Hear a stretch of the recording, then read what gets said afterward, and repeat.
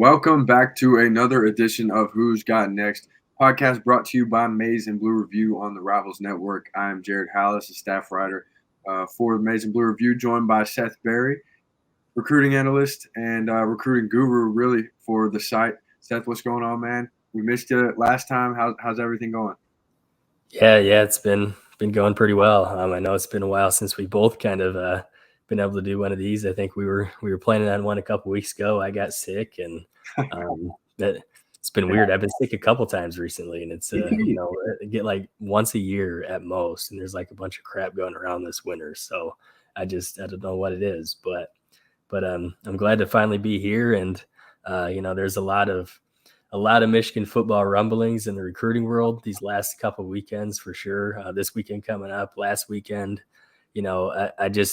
it's been a little while since we've had this amount of buzz in Ann Arbor. I know, the 23 class, the end of that was, with the Ohio guys coming in, and there was a lot of momentum at the end of the class, but right now it's buzzing. There's a lot of guys visiting campus. There's a lot of momentum for high level prospects that have visited the last couple weekends and coming into this weekend. So, I'm excited to talk about all that with you. Yeah, man. Like you said, I mean, there's been a lot of talented guys, a lot of combined offers on campus these last couple weeks. Certainly an exciting time. As you touched on, we're going to roll into that. We're going to talk and expand a little bit more on the guys from last weekend. We'll touch on some of the guys this weekend, and just kind of give our 2 cents on who we see as a good fit, and maybe some predictions as to who could end up in the class. Might throw some stuff in there as well. But it's going to be an exciting weekend. I'm sure whoever is paying attention to the Maize and Blue Review and whoever's plugged into the Den has seen, all the hype from last weekend and everything building up for this weekend. I mean, it's hard to top last weekend, but this one just might do it. So we'll roll into all that. We'll start with last weekend, guys. It was a really, really big group. A lot of 4-star guys, as you mentioned. The buzz is really picking up with a lot of these top prospects. I think that's something for Michigan fans to be really excited about. Who on campus last week, are you excited about, and what guys do you think stand out from that group? I think, the first guy we got to talk about, I think, is Aaron Childs, the linebacker from Good Counsel in Maryland. He's been trending toward Michigan for several weeks now, and a guy who would really fit the system well in terms of his speed and his ability to get sideline to sideline and just play really physical. And he would be just a great fit in this defense. He took a visit last weekend. By all accounts, he had a really good time and is really connecting with new linebackers coach Chris Partridge, who has done a really good job since the departure of former linebackers coach Hilo. And of course, Partridge was in the program for a while before he departed to Ole Miss, and making a good relationship there with Childs. And, that's a guy Michigan's done a good job over in that, Maryland area with the DMV, some of the connections they made there over the last few years with different, coaches coming from that area as well. So, and Childs is a guy that's spoken highly of Michigan, and he's been high in the program, and just one of many guys who would be a big get for the Wolverines if they're able to get him on campus again. And I don't know, there might be a decision that's imminent there, but I don't know that for sure. It's hard to say.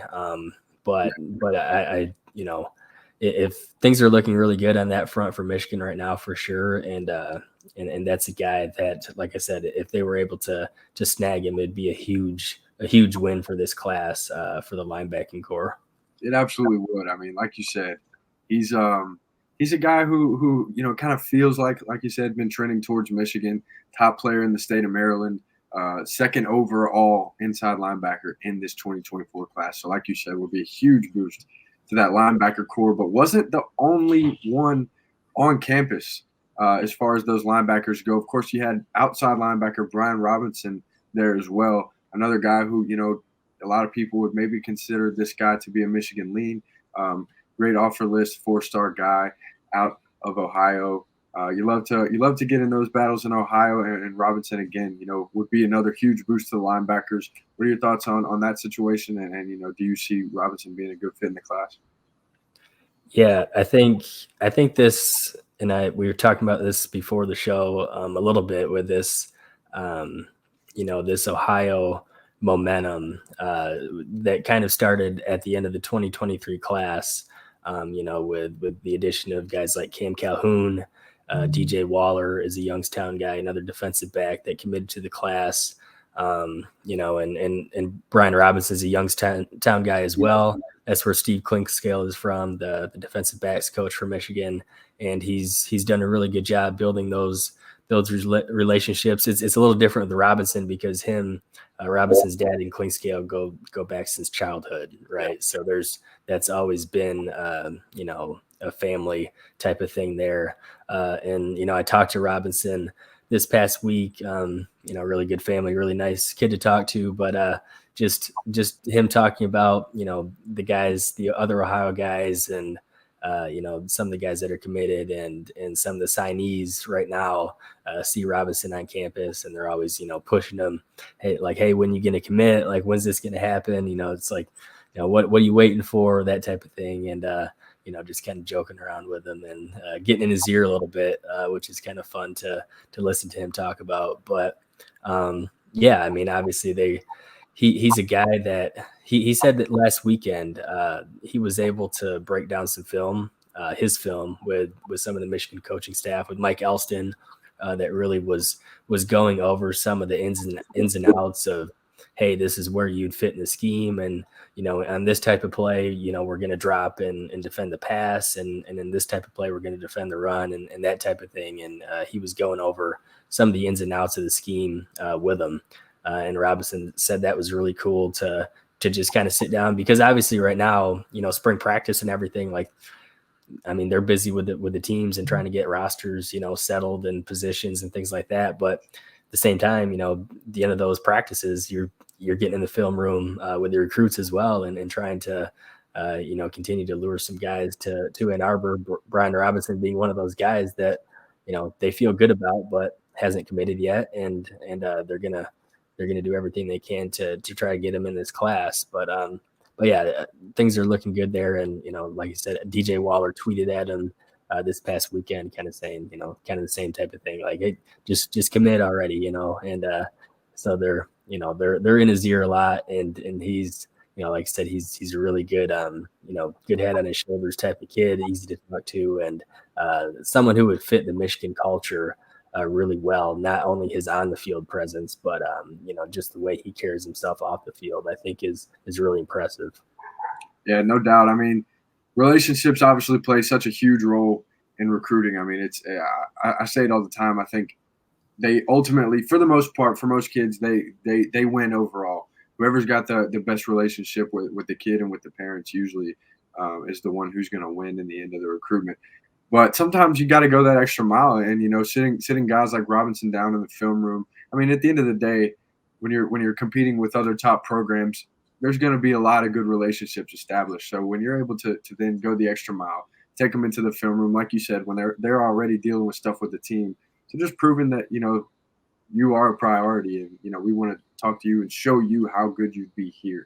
That can win you a lot of battles at the end of the day. Coach Klink is a name, man. I don't know if I'm sure you do. Coach Klink is a name that I hear all the time. And just talking about relationship, that guy is he's killing it in that department. He's crushing it.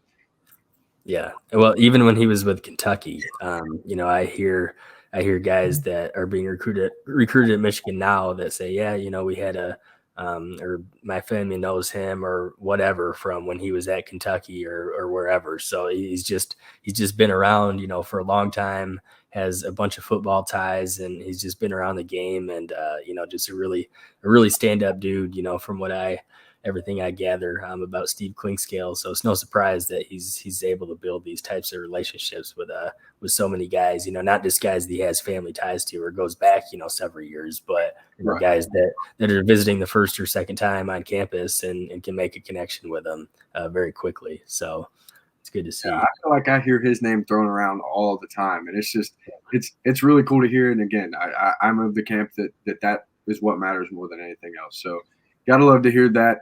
Two linebackers that again Michigan would absolutely love to have in the class, but they also had some really talented wide receivers on campus as well. Not only throughout the weekend, but during the week as well. I know you've had a chance to catch up with a couple of these guys. Tell me a little bit about some of these guys because when it comes to some of them, there's some new names, but certainly not new to many of these schools. Is Michigan, while they're just now joining the fold for a couple of them, there's a lot of schools involved. But Michigan's been able to gain some good ground. So just talk to me and tell everybody about those guys. Yeah, I mean, I think I'll start first with Jordan Shipp and Shannon Goodwin. Two names that Michigan fans will have probably known, just being the Providence Day products, and we know the connection and the ties with Jaden Davis. They're all teammates and all teammates over there in North Carolina at Providence Day. They've discussed before, potentially being a package deal. They said they aren't a package deal, but they've talked frequently about like, hey, how cool would it be if we all play at the same school? And Jordan Shipp told me a couple weeks ago they still have those conversations. So, but in themselves, they're playmakers, right? It's not just a Jaden Davis thing, and you want to get them here because of Jaden Davis. Like they're good players in their own respect, and they can make plays down the field and run after catch and do all the things you want to see in wide receivers and what you want on a team. So. But yeah, I caught up with Shipp before his visit, and he didn't sound like he had any major timeline and decision, but he's always said he really likes what they do in Ann Arbor. He likes the relationships that he's built with Bellamy and other coaches on the staff, and and both those guys have been up several times at this point. They came up separate from Jaden Davis this time. Usually when they visit, they'll all come together. That's happened in the past. Davis is coming this weekend. So Shipp and Goodwin were on campus last weekend. And, those are guys that Michigan are continuing to pursue and going to try to, do their best with them in this class. And then I'll go on to the next guy was Mekhi White, guy from 3-star, which is hard to believe he's a 3-star because of all his offers. He has, I think Michigan was his 52nd offer by our accounts, and it's not like they're all small school offers, right? It's SEC schools. It's, I don't have the list in front of me, but he has a lot of big time offers. So he wasn't offered before last weekend when he visited. He actually visited midweek this week, but when he visited, he got the offer from wide receivers coach Ron Bellamy. And from there, I talked to him before the visit. He said, he was very direct with me that, hey, a Michigan offer is going to change everything in my recruitment. And he had a top 15 at that point that included, a variety of big name schools. But after I caught up with him and he said, that this offer is going to change things for me, and Michigan's going to be a hard school to beat. So just considering that, for a guy to get on campus for the first time, right, to get the offer, he watched the practice, he had dinner with the coaches, with Coach Bellamy, and did a lot of different things, toured the facilities, toured the campus when he was there, and was just completely blown away by it. And like I said, this is a guy to where, like I said, I guess you'd call him a high 3-star according to our rankings, but man, that's with 6'3" size and can get vertical down the field and good hands. And it's a guy that, if he committed, it would be a hard thing not to take him. I mean, I think now we talk about Michigan's wide receivers on the current team right now. There's a lot of depth, right? And they're young. So, you look at this class and you figure, okay, 1 or 2 wide receivers will probably do it, and that'll cut it right now. But if they get up to 3 or so, I don't think they would be mad at that either. So I mean, they do have some guys like Roman Wilson and Cornelius Johnson that'll depart after this year. Amarian Walker went over from wide receiver to defensive back, so there's room for growth in terms of the depth there, down the road, but it's still a spot they're looking good in. But Yeah, I mean, those are three guys right there that just over this past week have gathered, have garnered some momentum, and especially White. We didn't know if he would get an offer out of his visit. He did. So clearly the Michigan coaches really like him too. Yeah, it's certainly interesting. I mean, you talk about a guy like White, and it's such a unique thing. Obviously mentioned that he's a high 3-star. I don't think I would put money on him staying there by the time he's putting pen to paper. 52 offers, and it's not like these schools are just offering and then it's over with. He's visited schools. Oh, yeah. I mean, he's visited Georgia like 5 times. And, while I'm not a Georgia guy myself, you got to respect that anytime you're beating Georgia out. And not only that, but, you join in as the 52nd school, and you're instantly in the running. That says something about Coach Bellamy and about just the job that they're doing and what they're showing these kids. And, also the on-field success and stuff like that throughout the last few years has certainly helped turn a lot of heads as well. So, definitely an interesting guy with Mekhi White, and I'm gonna put you on the spot here. We'll throw the line at 2.5 wide receivers for Michigan in the 2024 class. Obviously, don't have any yet. Got a tight end, but no wide receivers. Over under 2.5. Which one are you taking? I think they'll end up with 2. So okay. I'll go under. I think 2 is the. I think 2 will be the number. It could, I think it could go either way. But if I were to go one direction or the other, I'd say they end up with 2, which would be fine. It's not a huge position of need currently, for this class. So, I think if they settle on 2, it'll be no problem at all. Yeah, like you said, lots of depth already at that position. A lot of good young talent. It'll be interesting to see how guys like Darius Clemens will continue to progress this year. Certainly going to be a fun storyline to watch, and then fun storylines for all 3 of those guys to watch as we continue through the 2024 recruiting cycle. But speaking of storylines, there's a couple of guys this weekend that are certainly storyline type of guys. Jaden Davis, Jordan Marshall, probably the 2 headliners for this upcoming weekend. Going to be a star-studded weekend in Ann Arbor, as it has been for these last couple weeks now.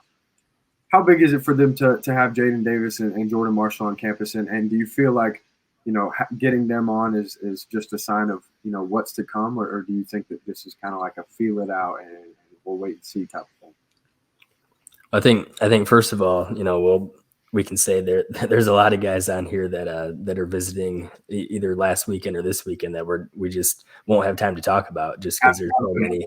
There's so many guys, and even 2025 guys, right, that are trending toward Michigan right now, that we just, we just can't. We're not going to squeeze it all into one podcast, but we just kind of had to take the main storylines. But I guess starting with Jordan Marshall, this is a guy that's, he was really impressed the first time he was on campus at Michigan. This will be multiple times he's been back now in Ann Arbor, so clearly there's some momentum building. There, that's a really good running back in this class, and obviously you're going to have Blake Corum depart, you're going to have Donovan Edwards depart, maybe if not this year, the year after that. You've got Cole Cabana in the 2023 class, and then the 24 class, like let's hit in another running back. That's going to be the mindset, and Jordan Marshall would be someone that would fit that bill, right? He's got a lot of intangibles and tools that would translate to the Big Ten and be really good for Michigan to have. In that, there's another running back that's not visiting this weekend, that we kind of want to discuss was Taylor Tatum. He's a Texas guy. I talked to him before. It was probably about a month ago, but he took his first visit to Michigan, and before is actually after he visited, and he's a big baseball player too. So Michigan has a first-year baseball coach, and he was checking out the baseball program. Not sure if he's going to play baseball and football or what he's going to do, but he was really impressed by both. He said straight up to me that Michigan was near the top of his schools, when he visited. So, if you're talking about, getting, potentially, I mean, if you can hit on Tatum and Marshall, I mean, in this class, that would be phenomenal. There wouldn't be much to say beyond that. So, just both really dynamic and explosive running backs that Michigan would love to have. So, I don't know if you had any thoughts on the Tatum thing, and I know there's been a ton of, especially with Tatum. There's been just a ton of momentum that we've heard and that have that's to be had with him, with Marshall too. And Marshall, you've got to, after he visits campus again this weekend, we'll see where that's at as well. But just really positive vibes in the running back room right now. Yeah, absolutely. I mean, I've said it for a while now. If Michigan can continue on the pace that they've been on in this 2024 class, I mean, I really wouldn't be surprised to see it landing in the top 10 by the time we get into December. They're already 5 4-stars in the class, and a lot of guys who again probably look like Michigan leans right now. So, assuming they're able to close on most of those, then it's going to be a really exciting 2023 and 2024 class for Michigan and Michigan fans for sure. I'm actually going to give some love to our guy Antoine Johnson over in the chat. He's always showing some love, but he said something that I thought was pretty interesting and has to do with Jordan Marshall. He said, this was about 10 minutes ago, he says, Ohio State is making a tactical mistake. What they like to do is go after the big fish first, and if they can't finish them, they come back and get their in-state guys. Mm-hmm. I actually agree with that. And that's actually been the case for guys like Jordan Marshall. And, it doesn't seem like they're waiting too long. Obviously, they're able to, appear in these guys' recruitments a little bit later and still be in the running.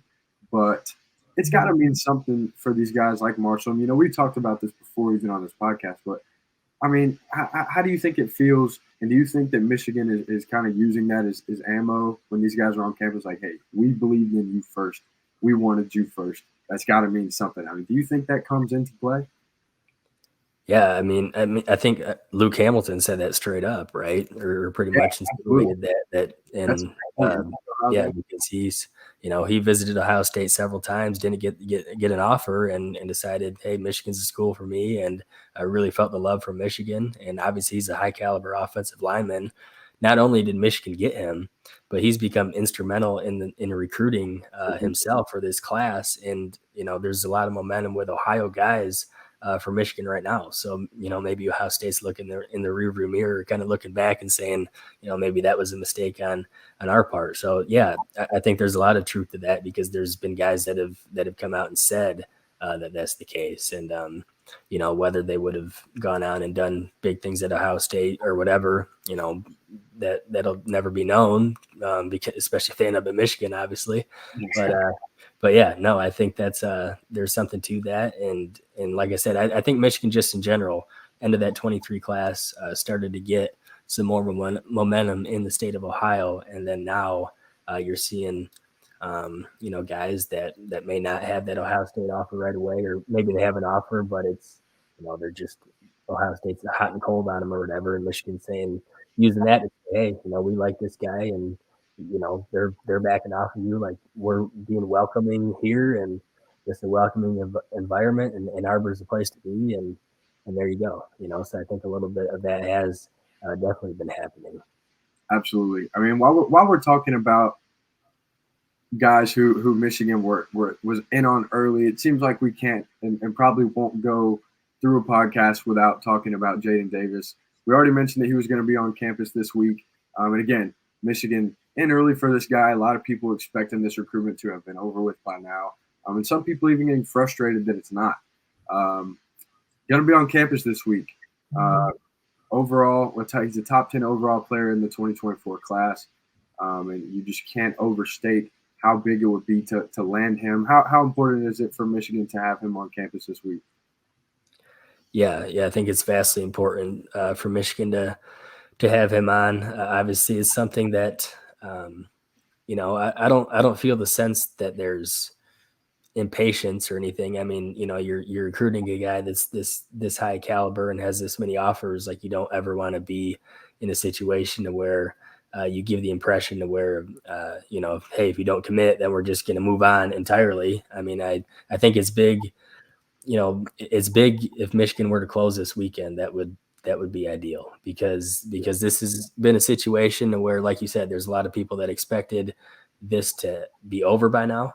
And, Davis did come out and say, when the Harbaugh thing was going on, some of the NFL, the yearly NFL chatter and stuff like that, he said he was kind of waiting on that dust to settle and see what happened there. And obviously Harbaugh came back, and that's well in the past now. And now it's almost like, okay, what's the holdup at this point? Like, what's going on? So, yeah, I mean, but this weekend, Michigan, I fully anticipate, to roll out the red carpet for them and really make that home run, swing and try to land his commitment this weekend. Otherwise, you are going to have to start thinking about not moving on entirely from them, but just being more open to recruiting other quarterbacks like Van Buren, is a guy that they've talked to this cycle. So, it's a situation where it's big. It's an important weekend. We'll see what comes out of it as far as Jaden Davis goes. But, Michigan will have to evaluate how to go forward from here if they don't land a commitment from him this weekend. Yeah, I'm curious, what your take on that is, because I think that's another thing I've been pretty vocal on. If you read a story I did probably about a week ago, there's 3 ways that Michigan could have a top 10 class in 2024. Mm-hmm. One of them was landing Jaden Davis, and I touched on the frustration around the fact that he's not committed yet. And this is something that maybe I could get some flack for, because I do understand, the camp of he should be in the class by now. Clearly, there's something that's not good enough here. But also, again, this is a top 10 player in the entire class, and it's March. So while Michigan's been involved for a super long time, there's still a long time before he has to sign anyways. And it's not like his commitment is going to, okay, he committed, we can go elsewhere now. No other school is going to say that. I mean, he's going to be getting recruited until he signs a piece of paper. So, I mean, what are your thoughts on that? Do you think that it's taking too long? Do you understand why he's waited to this point? And, do you think he's just making sure that he feels out the process to make the right decision? Or do you think that maybe there's something missing and this just may not happen?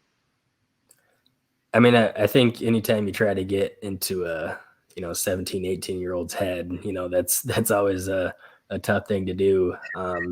But you got to understand, and this is where, you have to have some empathy for, people being recruited, especially when it's such a big decision, right? I mean, you're talking about, your next at least 2 years of college, where you want to play football and who's going to develop you to make, to give you the best shot in the NFL, or in some cases, whatever you want to do after football academically and things like that. So, people get frustrated or upset with some things that go on with these recruits sometimes, or they say one thing and another thing happens, and it's like, hey, they're kids and they're trying to evaluate and make the best decisions with their families and things like that. So I don't think you can ever, criticize, from that standpoint. But yeah, it's just hard to get inside the head. I just think mainly for Michigan, they just don't want to get caught like they did with Dante Moore, right? Sure. In terms of the strategy, kind of putting all your eggs in one basket. And then if it doesn't work out, then there's no plan B, Yeah. So I think I would hope they learn their lesson from that standpoint and be able to at least, say, all right, Jaden Davis, like you're still high on our list. Like, we still want you here, but, be able to shift priorities too, to say, hey, we're going to recruit heavily elsewhere too, because we can't be in a situation ourselves to where we get, bitten like that again. So, and obviously they need to hit on a quarterback in this class. And if they don't, then, hopefully Bryce Underwood in 2025, but you're running out of time to be able to land one. And this 24 class does need a high caliber quarterback, to feel good about things moving forward. Yeah, definitely. And like you said, I think they're going to try to take that home run swing this weekend. As people have mentioned in the chat, there's a lot riding on whatever goes down this weekend.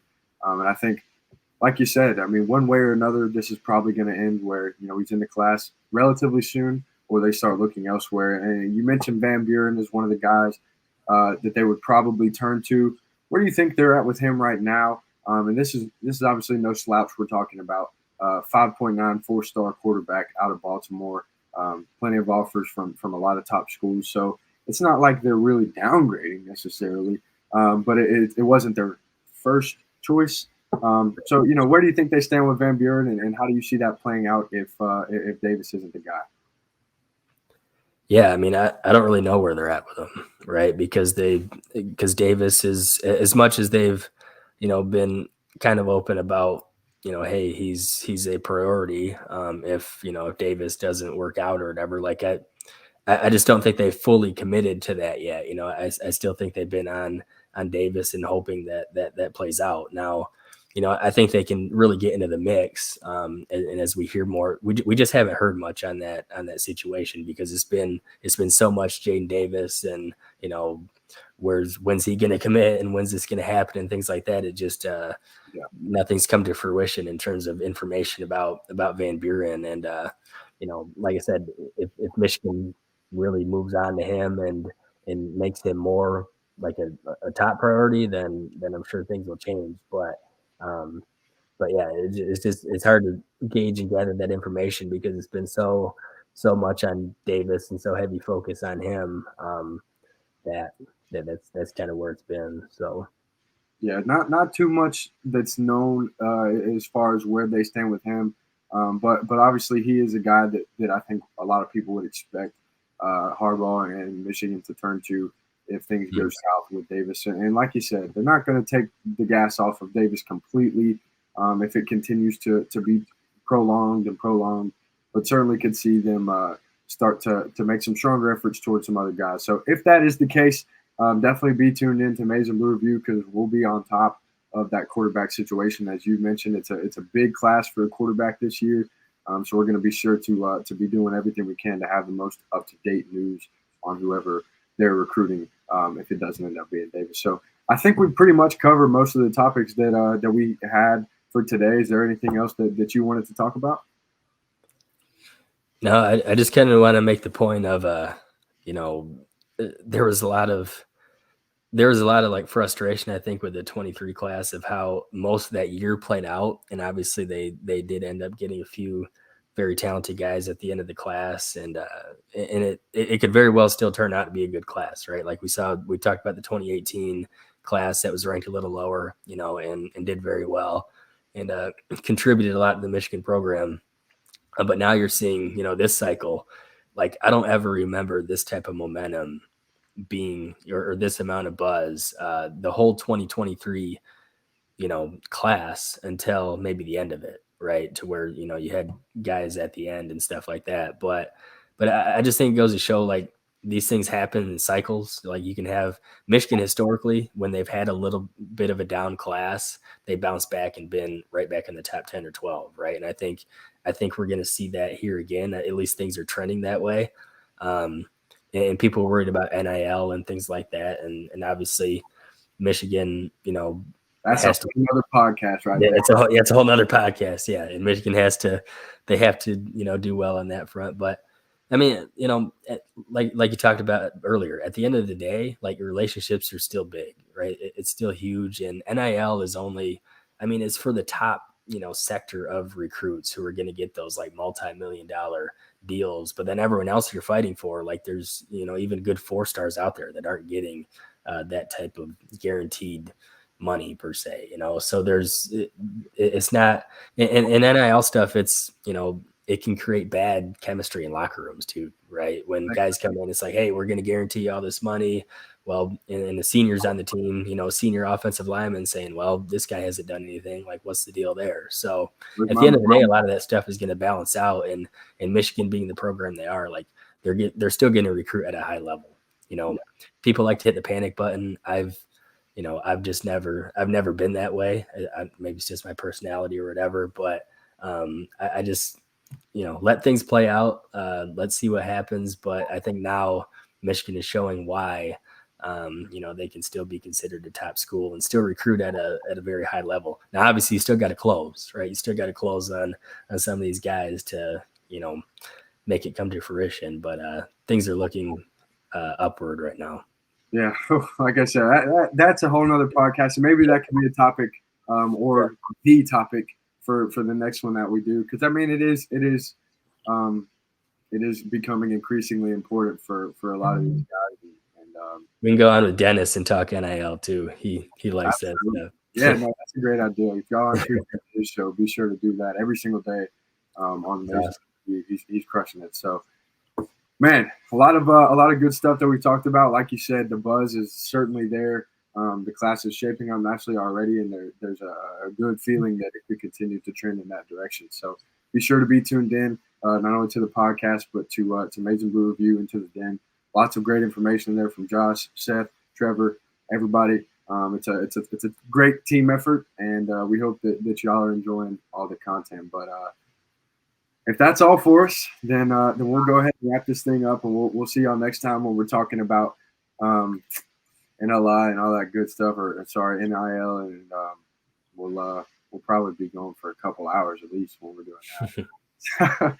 So again, we appreciate y'all listening. Seth, any final remarks? Nope. We're all good. Yeah, thanks for doing this, and yeah, there's a lot of good stuff to talk about. So like I said, there's a lot of exciting things happening right now in Michigan football. So absolutely. Well, cool. Well, for Seth Berry, this is Jared Halus signing off. Be sure to be tuned in to Amazing Blue Review moving forward. We appreciate y'all listening. Have a great rest of your day.